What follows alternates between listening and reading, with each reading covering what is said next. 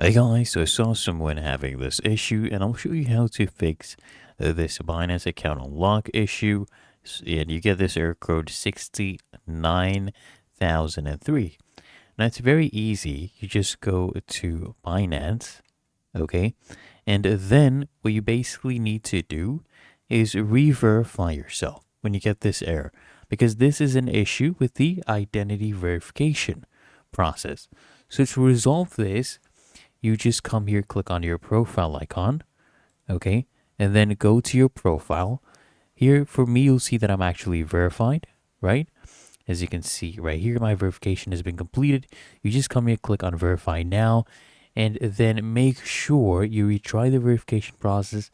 Ensure all your documents are clear and it actually matches your information. And when you're taking the selfie as well, your face should be clearly visible in the selfie, and that the ID document is valid, is clear, it matches the information that you provide, and it will work, okay? If you found this video helpful, make sure you smash the like button and subscribe to the channel.